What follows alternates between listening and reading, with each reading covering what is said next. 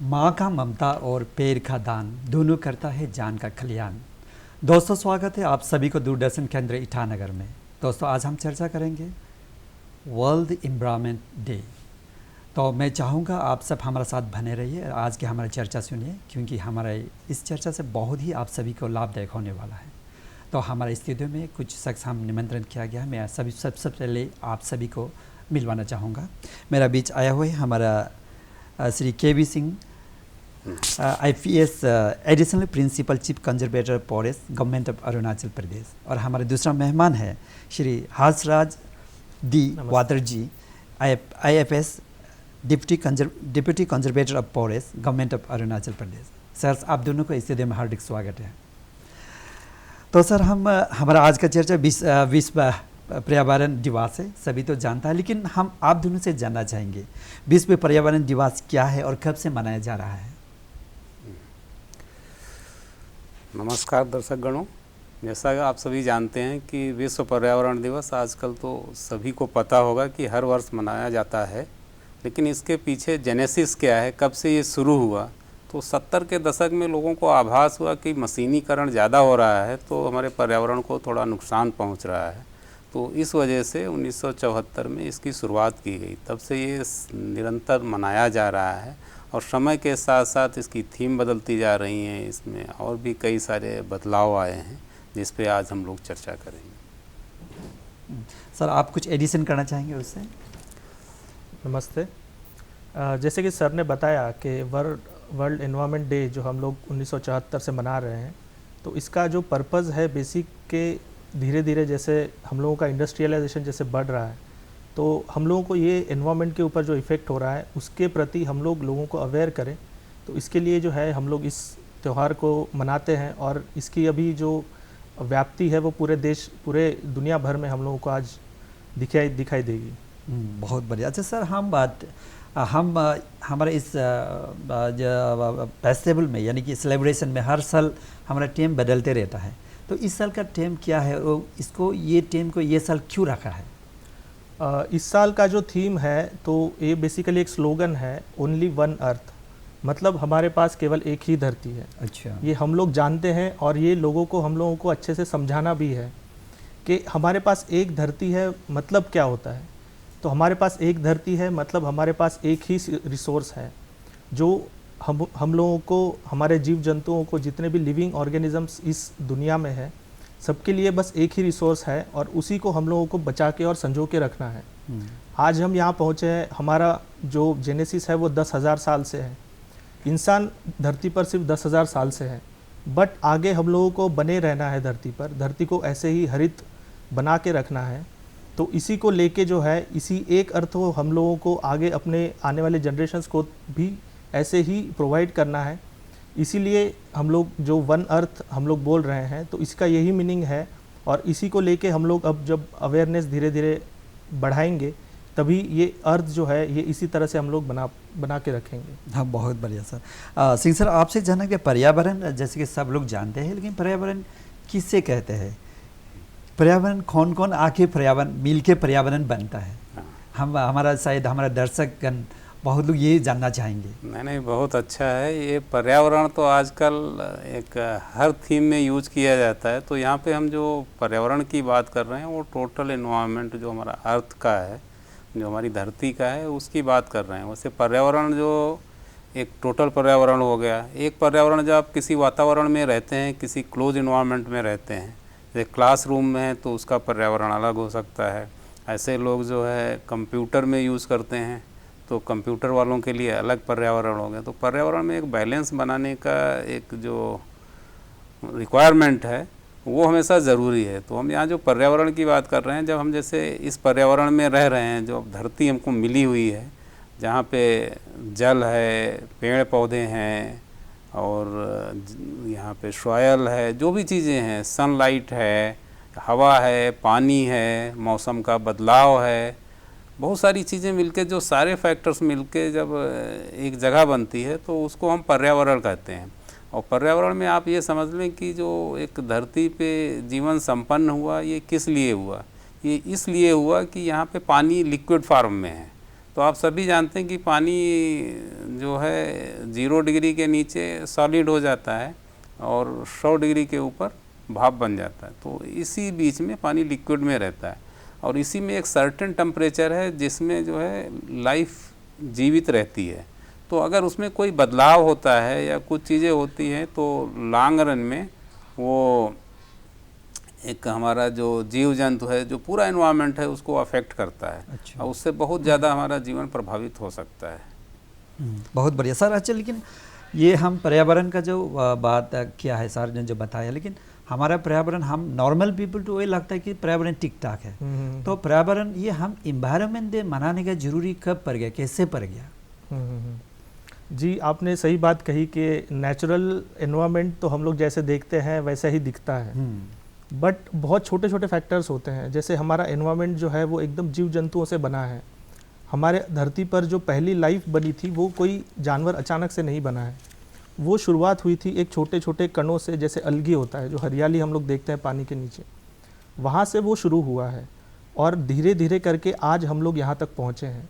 तो इससे ये प्रतीत होता है कि छोटे छोटे जीव जंतु भी हमारे एनवायरनमेंट के लिए बहुत महत्वपूर्ण होते हैं। और हमारी धरती जो है वो 4 बिलियन साल हो गए आज हमारी धरती को, तब जाके आज 10,000 सालों से हम लोग यहाँ हैं। तो ये जो 4 बिलियन ईयर्स जो हम लोग बोलते हैं, ये over the period of time धीरे धीरे करके बना है। और हम लोग अगर हमारी लाइफ स्पैन देखेंगे तो 60 साल 70 साल होगी।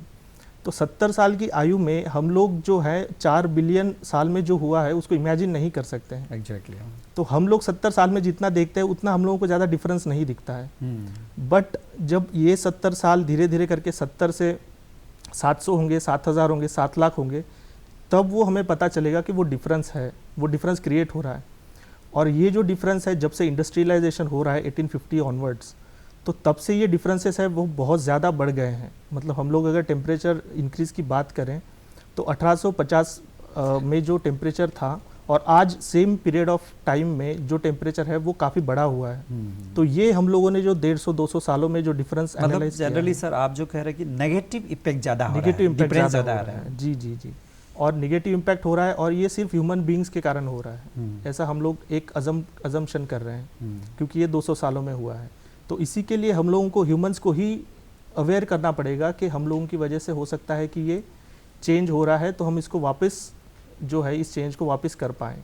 तो इसीलिए जो है वो अवेयरनेस हम लोगों को, सब लोगों को देने की ज़रूरत इस वर्ल्ड एनवायरनमेंट डे के माध्यम से करनी है। ओके ओके सर, मैं आपसे जानना चाहूँगी, क्या ये इफेक्ट, नेगेटिव इफेक्ट होने का क्या रीज़न है? क्या उसमें नेगेटिव इफेक्ट होने का क्या क्या रीज़न है? मेन जो रीज़न क्या है? हो सकता है आपका टेक्नोलॉजी मतलब हाई होने का कारण से ही, क्या ना किस रीज़न से ये है, या नेचुरली अपना आप से नेचुरल से हो रहा है कि ये मेन जो नेगेटिव इफेक्ट जो हो रहा है इन्वायरमेंट का? जैसा कि हर्ष ने बताया कि ये जो इन्वायरमेंट बनता है ये 1,000 साल या 10,000 साल नहीं, ये हमारा लाखों सालों का एक लेखा जोखा है। तो इन्वायरमेंट में धीरे धीरे चीज़ें बनी। जैसा सभी की जानते हैं कि अर्थ के अलावा दूसरा अर्थ तो हमारा सोलर सिस्टम में है नहीं, नियरेस्ट सोलर सिस्टम में भी अगर ढूंढा जाए तो उसके बारे में बहुत पता नहीं है। तो जो कंडीसिव इन्वायरमेंट बना ये कई सालों में धीरे धीरे बनता है। बनने के बाद जब बिगड़ना शुरू होता तो धीरे धीरे बिगड़ना शुरू होता है। तो इसमें एक सिंपल सा एग्जांपल आप लोगों ने सुना भी होगा कि एक मेंढक को लो, एकदम गर्म पानी में डाल दीजिए तो कूद के बाहर निकल जाएगा। उसको धीरे धीरे गर्म करें स्लोली तो उससे नहीं निकलेगा और उसी में मर जाएगा। तो सिमिलर सिचुएशन हमारी है। जैसा कि जब कोल पावर आई तो हमारे पास इंस्ट्रूमेंट आ गए, तो हमने जब उसको यूज़ करना शुरू किया तो एनवायरनमेंट में कार्बन डाइऑक्साइड धीरे धीरे और बाकी भी गैसेस वो धीरे धीरे बढ़ना शुरू हुई। तो वैज्ञानिकों ने निकाला कि जब प्री इंडस्ट्रियलाइजेशन था तब हमारा जैसे 280 ppm बता रहे हैं कार्बन डाइऑक्साइड हुआ करती थी, तो अब वो बढ़ के 412 हो गई आज की तारीख में। धीरे धीरे इतना बढ़ गया। और जब ये गैसें एनवायरनमेंट में बढ़ जाती हैं तो उससे क्या होता है, इसका टेम्परेचर में चेंजेस आते हैं, कहीं बढ़ता है कहीं घटता है, क्योंकि ये ग्रीन हाउस गैसेस का काम, गैसेस जो हैं वो जो सूरज से ऊष्मा मिलती है उसको ट्रैप कर लेते हैं। उसको ट्रैप करने से फिर टेम्परेचर में थोड़ा बहुत बदलाव आता है और उस बदलाव की वजह से सारा वातावरण, ये गर्मी ही नहीं है, कई जगह सही से बारिश नहीं होगी, कई जगह ज़्यादा बारिश होगी, कई जगह आंधी आएगी। तो ये पूरा एक तंत्र मिला हुआ है। तो इन सब डिटेल्स में न जाते हुए ये बताना चाहिए कि इससे जो प्रभाव पड़ता है इस वजह से होता है। तो ये एक नेगेटिव इम्पैक्ट है। कई लोग ये आर्गू कर सकते हैं कि नहीं, जब ज्वालामुखी फटता है तब तो बहुत सारा मलबा चला जाता है, या कोई सुनामी आती है, या कोई उल्का पिंड आता है, उससे भी तो हाँ वो चीज़ें हैं, लेकिन वो हमारे बस में नहीं है। जो हमारे बस में है उसमें हम कुछ कर सकते हैं। तो मोस्टली जो हमारा डेवलपमेंट का है तो कई सारे अच्छे भी उपाय हैं जिसके बारे में हम आज चर्चा करेंगे आगे भी। लेकिन अभी तक जो है वो एक नेगेटिव इम्पैक्ट रहा, जिसकी वजह से ये जो कार्बन डाइऑक्साइड का परसेंटेज जो वातावरण में है वो स्लाइटली बढ़ गया। अच्छा, बहुत बढ़िया। अच्छा वातरी सर, आपसे जानना चाहिए वर्ल्ड एनवायरनमेंट डे को करना क्या ज़रूरी पड़ गया हमको, कैसे करना चाहिए, हम कैसे सेलिब्रेट करना चाहिए? जैसे कि आप दोनों जो बताया वो तो बहुत लाभदायक है, हम इसको मेंटेन करना जरूरी है अपना एनवायरनमेंट को। जैसे वर्ल्ड एनवायरनमेंट डे हम इसीलिए मनाते हैं कि लोगों को इस बात का पता चले कि एनवायरनमेंट, जो हमारा एनवायरनमेंट है वो कितना इम्पोर्टेंट है और वो किस तरह से धीरे धीरे हो सकता है चेंज हो रहा है, जो निगेटिव वे में जा रहा है। तो इसके अगेंस्ट में हम लोग जैसे सुझाते भी हैं लोगों को कि छोटी छोटी चीज़ें होती हैं जो एनवायरनमेंट को शायद डिग्रेड करती हैं। जैसे व्हीकुलर पोल्यूशन हो गया, तो व्हीकुलर पोल्यूशन की वजह से जो है हम जो हार्मफुल गैसेस होती हैं उसकी वजह से हम देखते हैं कि दिल्ली जैसे सिटी में काफ़ी उसके जो एनवायरनमेंट है, जो एयर क्वालिटी है वो काफ़ी डिग्रेड हो गई है। बट तो हम इसको जो निगेटिव इम्पैक्ट को कम करने के लिए ये कर सकते हैं कि हम लोग अपने व्हीकल्स ना यूज़ करें। ठीक है, छोटी डिस्टेंस जाने के लिए हम लोग साइकिल या पैदल चलें। तो इससे क्या होगा कि व्हीकुलर पोल्यूशन अपने आप कम हो जाएगा। दूसरा चीज़ है कि प्लास्टिक पोल्यूशन बढ़ रहा है, तो प्लास्टिक पोल्यूशन की वजह से जो है कई बार हम लोग देखते हैं कि प्लास्टिक का डिग्रेडेशन तो होता नहीं है, तो वो वैसे ही एनवायरनमेंट में पड़ा रहेगा। तो ये जो छोटी छोटी चीज़ें हैं इनके ही अवेयरनेस के लिए हम लोग एनवायरनमेंट डे रखते हैं। हम लोग जो हमारे जो लोकेलिटी में लोग हैं या हमारे स्कूल्स में जो बच्चे हैं, तो उन लोगों को जाके ये चीज़ समझाते हैं कि ये छोटी छोटी चीज़ों से हम लोग क्या इम्पैक्ट ला सकते हैं। जब 10 लोग, 100 लोग, 1000 लोग, लाखों लोग इस चीज़ को धीरे धीरे अपनाएंगे तो एक बड़ा बदलाव हम लोगों को आने वाले कल में देखने मिलेगा। और इसी चीज़ के लिए जो है हम लोग इसी चीज़ का अवेयरनेस जो है इस एनवायरनमेंट डे के माध्यम से पहुंचाते हैं लोगों तक। अच्छा, आपका कहने का मतलब ये है कि हम जनरली स्टूडेंट्स यानी कि यंगर जनरेशन जो फ्यूचर जो होने जा रहा है उन लोग को अवेयरनेस ज़्यादा देना है, क्योंकि स्कूल में देंगे आप हमारे छोटे छोटे जो बच्चा लोग वो चीज़ दिमाग में रहेगा ताकि हमारे एनवायरनमेंट को थोड़ा मेंटेन करेगा। बहुत बढ़िया। तो अवेयरनेस का बात आप चेरी दिया, तो मैं सर आपसे जानना चाहूँगी अवेयरनेस जो होता है, एनवायरनमेंट अवेयरनेस किस वजह से आप लोग मनाया जाता है, कैसे करता है? मेरा मतलब क्या आप लोग जैसे कि नॉर्मली बहुत लोग होता है कि हमारे यहाँ पे अभी तक अनएजुकेटेड है, पम्पलेट नहीं जानता, मीडिया नहीं जानता है, और जो बैनर लगा तो वो नहीं पढ़ सकता है, समथिंग इस टाइप का सिचुएशन हमारा कई जगह में है। तो उस प्रकार का लोग से हम लोग किस वजह से अवेयरनेस देता है? देखो, अवेयरनेस का ये बहुत सिंपल सा तरीका है। जैसे हम लोग जब पढ़ते थे तो उस समय कोई फैक्ट्री बनाई जाती थी, सभी को याद होगा कि फैक्ट्री का मतलब ऊपर से धुआं काला काला निकल रहा है, अगर धुआं नहीं निकलता तो उसको फैक्ट्री नहीं मानते थे। तो अभी वो कॉन्सेप्ट बदल गया, नहीं वो धुआं नहीं निकलना है, स्मोक जो है वो उसमें नहीं जाना, एनवायरनमेंट में नहीं जाना है। तो इसको सबके जेहन में डालने के लिए सभी इससे मतलब वाकिफ़ हों, तो इसके लिए फिर अब सिलेबस में भी ले आए, एक एनवायरनमेंट सब्जेक्ट ले आए हैं, कई जगह चैप्टर्स लगा दिए गए हैं, जोड़ दिए गए हैं टेक्स्ट बुक्स में। तो ये स्कूलों में पढ़ाया जा रहा है। तो ये एक स्कूल एजुकेशन सिस्टम के माध्यम से जो है ये एक प्रसार किया जा रहा है कि एनवायरनमेंट के प्रति सजग रहें। आज का प्रोग्राम ही जैसे हम कर रहे हैं तो वो भी एक इसमें एक कड़ी है। ठीक है, स्कूलों में जो है इको क्लब बनाए गए हैं, वो एक है। इसके अलावा और भी कई सारे रेगुलर प्रोग्राम्स आते हैं। तो ये एक नहीं है, क्योंकि एनवायरनमेंट से हर व्यक्ति, हर प्राणी, यहाँ तक व्यक्ति नहीं, जो भी जीवित प्राणी यहाँ पर है वो अफेक्ट होता है। अगर एनवायरनमेंट में कुछ चेंजेस हो जाते हैं तो हमसे ज़्यादा जो कई सारे ऐसे प्राणी हैं जिनकी सेंसिटिविटी बहुत ज़्यादा होती है, तो उस वजह से वो समाप्त हो रहे हैं। इस तरह से कई सारी जो प्रजातियां हैं वो विलुप्त होती चली जा रही हैं। तो एक तो ये इन्वायरमेंट जो चेंज होता है उसकी वजह से होती है। और सिंपल सा अवेयरनेस में आपको ये याद रखना है कि कोई भी एक्टिविटी हम कर रहे हैं, कोई भी चीज़ हम कंज्यूम कर रहे हैं, वो रेन्यू की जा सकती है, प्रकृति वापस दे सकती है या वो ख़त्म हो सकती है। अब जैसे बिजली है या पेट्रोल डीजल है, तो पेट्रोल डीजल अर्थ से निकाला और उसको जो उसका कार्बन डाइऑक्साइड या जो भी कंटेंट उसमें है वो इन्वायरमेंट में चली गई, तो वो एक नेगेटिव इम्पैक्ट हो गया। बिजली आई, बिजली अगर हाइड्रो पावर से आती है जो रेन्यू हो सकता है, उसमें हमारा कोई ऐसा डैमेज नहीं है। सोलर से आती है, डैमेज नहीं है। लेकिन अगर वही बिजली थर्मल कोल प्लांट से आती है तो एक बहुत बड़ा डैमेज है। तो ये सब चीज़ें अपने इस स्तर से हर व्यक्ति को सोचना है, उसमें क्या कंट्रीब्यूट कर सकते हैं वैसा करना। जैसे हर्ष साहब ने कहा कि बाज़ार में सब्जी लेने जाते हैं, थैले का उपयोग करें, प्लास्टिक पे न डिपेंडेंट रहें, क्योंकि प्लास्टिक जो है वो फिर क्रूड ऑयल से बनती है, जो फॉसिल फ्यूल है उससे बनती है। ऐसे सिमिलरली हर व्यक्ति सोच सकता है, बिजली कम यूज करें, ज़रूरत ना हो तो पंखा बत्ती बंद कर दें, ठीक है, गाड़ी से ना जाएं, अपना साइकिल यूज़ कर लें, या जहाँ पैदल जा सकते हैं गाड़ी ना यूज करें। तो ये सारे छोटे छोटे स्टेप हैं जिससे आप कार्बन डाइऑक्साइड या बाकी जो गैसेस हैं वो एनवायरनमेंट में न जाएं। दूसरा एक तरीका है जिस पे हमारा डिपार्टमेंट है कि अगर चली गई तो उसको करने का आज तक कोई टेक्नोलॉजी ऐसी नहीं बनी है कि वो कार्बन डाइऑक्साइड को खींच के अलग कर दे। वो केवल प्रकृति प्रदत्त जो पेड़ पौधे हैं, पेड़ है पर्टिकुलरली, वही खींच सकता है।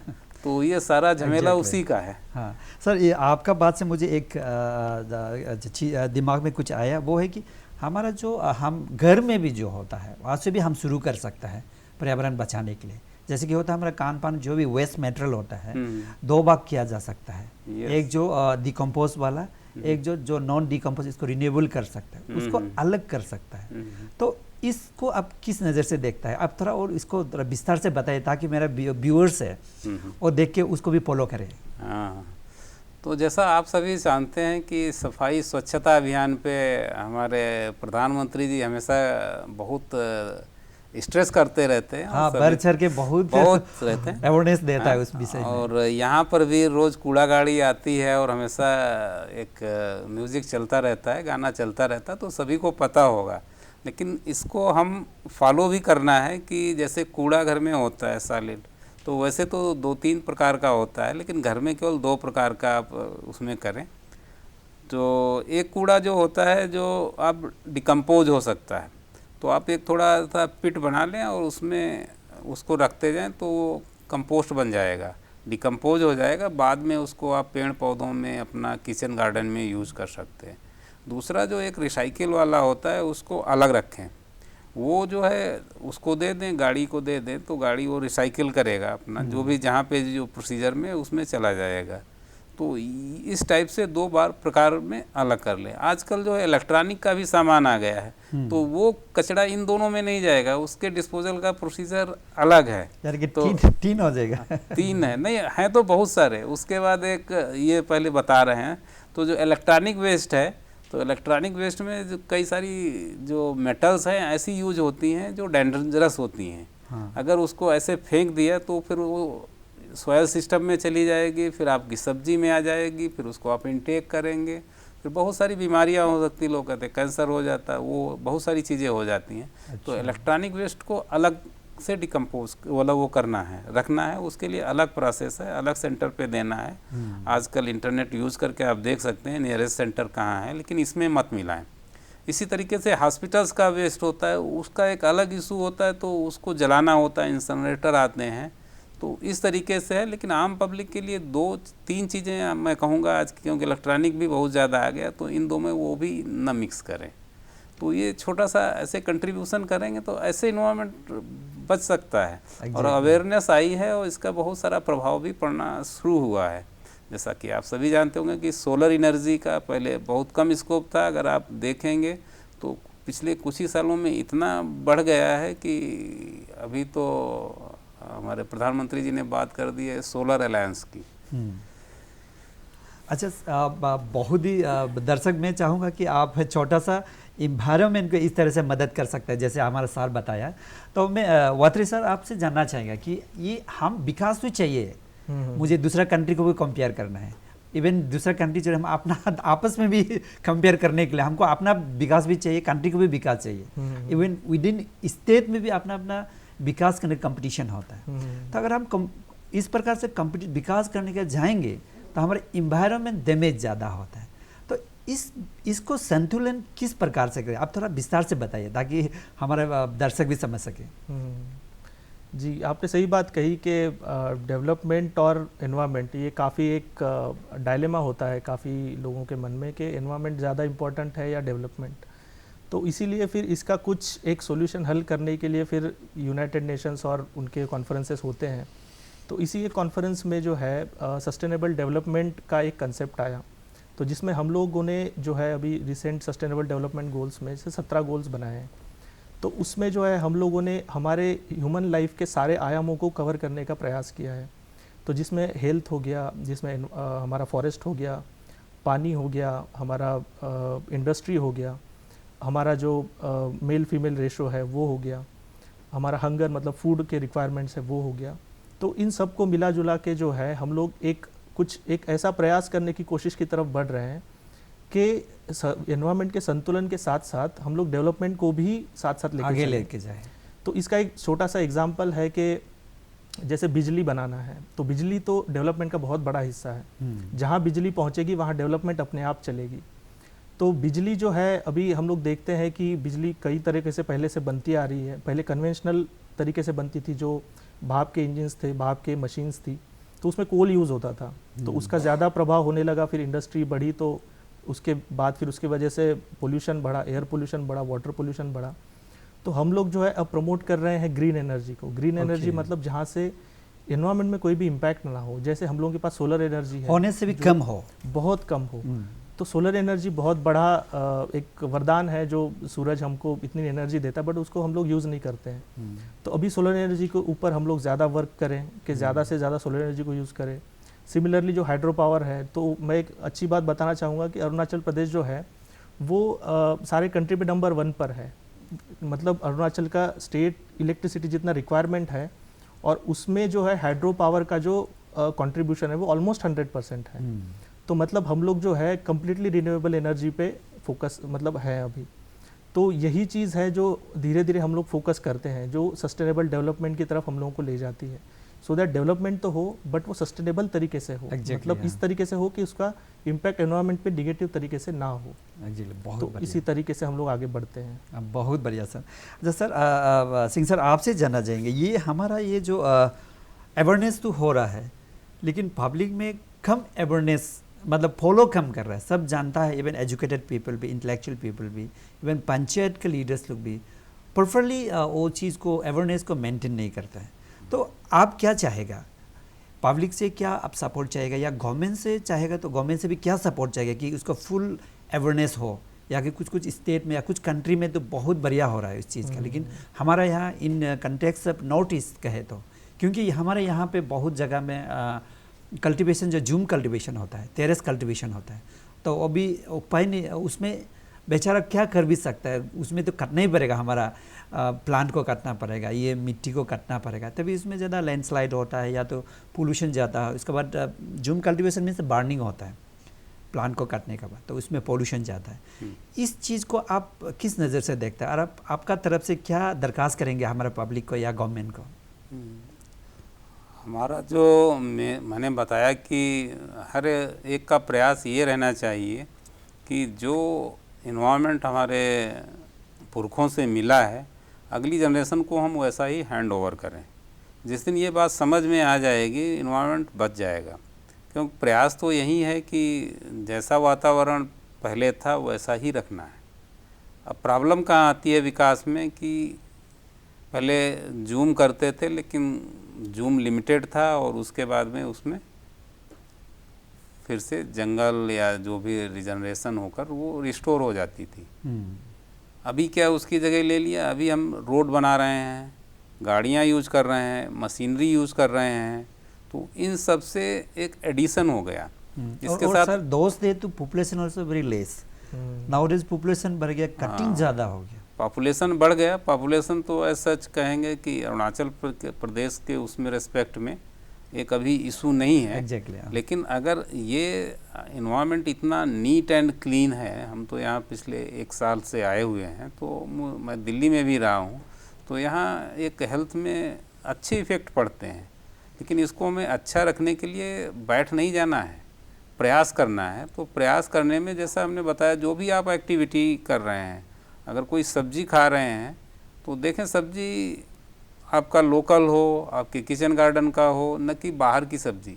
बाहर की सब्जी मंगाएंगे तो ट्रांसपोर्ट से आएगी, ट्रांसपोर्ट से आएगी तो फिर आप उसमें इन्वायरमेंट को डैमेज करेंगे। सिमिलरली आपका आना जाना है तो पैदल चलें या मिनिमम व्हीकल का यूज़ करें, बिजली का कम यूज़ करें। ऐसे करके आप एक बना लें कमिटमेंट, और कुछ ना कुछ तो यूज़ करेंगे। तो एक ये भी प्रण ले लें कि हमको पेड़ लगाने हैं। अपने बर्थडे में लगा सकते हैं, मैरिज एनिवर्सरी पे लगा सकते हैं, बच्चा पैदा होता है तब लगा सकते हैं। और वो पेड़ ये समझ लें कि पेड़ आप एक बार लगा दिया तो वो हज़ारों साल रहता है, वो एक स्मृति हो जाती है। तो इस नज़रिए से जब करेंगे तो एक अच्छा रहेगा, इन्वायरमेंट बचेगा और अच्छा भी लगेगा। विकास जो है ऐसा नहीं कि हमें कंपैरेटिव करना है कि उसने इतना बड़ी गाड़ी खरीदी तो मुझे और बड़ी गाड़ी खरीदना है। इससे नहीं, आप अपनी ज़रूरत के हिसाब से उसको लें।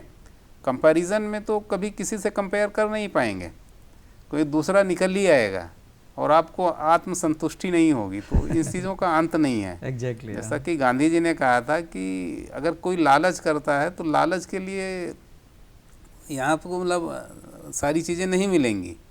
ठीक है, अगर ज़रूरत है, if there is a need, तो हर एक की ज़रूरत पूरी हो सकती है इस धरती पे, बाकी तो किसी का अंत नहीं। तो इन सब चीज़ों का ध्यान रखें। बाकी डेवलपमेंट जो है करें, लेकिन नए उसमें करें। नई टेक्नोलॉजी आ रही है, हर चीज़ हर क्षेत्र में आ रही हैं। जैसे सोलर का आया, अब सोलर इलेक्ट्रिक व्हीकल आने जा रहे हैं, तो इन सब में प्रोग्रेसफुली करें। ऐसा ये सारी चीज़ें हैं। बहुत बढ़िया सर। अच्छा, ये मैं वात्रे सर आपसे जानना चाहेगा कि ये अवेयरनेस तो हो गया, सबको जान गया, हम भी जान गए कि इस प्रकार का इलीगल नहीं होना चाहिए। बात का बात कोई कभी कभार ऐसा होती है, बहुत तादाद से हमारा प्लांट काट रहा है, या तो हो सकता है नेचुरली कभी कभार आप हमारा पहाड़ बर्निंग हो गया, शुरू हो गया। तो इस प्रकार का जो प्रॉब्लम आएंगे तो मैं एज ए इंटेलेक्चुअल पर्सन कहाँ सबसे पहले कांटेक्ट करना चाहिए, अगर हम अपना डिपार्टमेंट को या अपना गवर्नमेंट को कांटेक्ट करना हो तो? जी, जैसे अभी तो इलेक्ट्रॉनिक्स का दौर चल रहा है, तो कनेक्टिविटी भी काफ़ी अच्छी हो गई है ऑलमोस्ट हर जगह पे। तो जब भी हम लोग, जैसे आपने फायर बर्निंग की बात करी, तो फायर बर्निंग तो कुछ नेचुरल होते हैं, कुछ आर्टिफिशियल भी होते हैं। तो नेचुरल बर्निंग में एक बात शायद दर्शकों को नहीं पता होगी, but natural fires are also good for environment sometimes. क्या होता है कि जब नेचुरल फायर होती है तो वहाँ पे एक नए तरीके का रीजनरेशन होता है, मतलब वो जैसे एक नई रिसाइकल हो जाती है वो ज़मीन। तो कभी कभी natural fires are good for it. But जो आर्टिफिशियल फायर्स होते हैं, जो किसी भी पर्पज़ वश उसको लगाया जाता है एक इंसान द्वारा, तो कई बार जो होता है वो काफ़ी घातक हो सकते हैं। कई बार हो सकता है कि नेचुरल फायर्स ऐसी जगह होते हैं जहाँ पे आसपास कहीं कोई बस्ती है या जहाँ पे लोग रहते हैं, तो हो सकता है उस कंटेक्स्ट में वो घातक हो सकती है। तो इस केस में जो है फायर बर्निंग के लिए तो हम लोग रिपोर्ट कर सकते हैं हमारे नियरेस्ट जो भी गवर्नमेंट ऑफिस होगा, जैसे अगर सर्कल ऑफिस होता है या पुलिस स्टेशन होता है, वहाँ पे भी कर सकते हैं, या हमारा जो डिपार्टमेंट, जो फॉरेस्ट डिपार्टमेंट है उसके जो रेंज ऑफिस है उनको भी कर सकते हैं, उनके कॉन्टैक्ट्स आप ले सकते हैं। और अगर आपको जानना है कि फॉरेस्ट फायर कहाँ पे हो रही है या मेरे एरिया में हो रही है नहीं हो रही है, तो इसके लिए जो है हमारा फॉरेस्ट सर्वे ऑफ इंडिया का एक ऑनलाइन पोर्टल भी अवेलेबल है। अच्छा। तो उसमें जो है एक आम आदमी कोई भी वहाँ पे जाके अपना रजिस्ट्रेशन कर सकता है। वहाँ उन्होंने जो है सारे देश को, जो डिस्ट्रिक्ट्स हैं हमारे, जो ज़िले हैं, ज़िले वाइज सारे देश को डिवाइड करके रखा हुआ है। तो उसमें जो है आप अपने ज़िले के हिसाब से खुद को रजिस्टर कर सकते हैं, और उसमें अगर ज़िले में कहीं पे भी कोई भी फायर इंसिडेंट अगर सैटेलाइट से डिटेक्ट होता है तो इमीडिएटली विदिन 1 या 2 घंटे के अंदर में आपको एक मैसेज आ जाएगा कि आपके इस एरिया में एक फायर डिटेक्ट हुआ है और ये लोकेशन भी है। तो आप उस लोकेशन पे मतलब ऑनलाइन भी मैप में देख सकते हैं कि वो फायर कहाँ पे है। तो उसकी जगह पे अगर आपके आसपास वो जगह है तो आप वहाँ पे जाके फिजिकली वेरीफाई भी कर सकते हैं कि वो फायर है या नहीं है।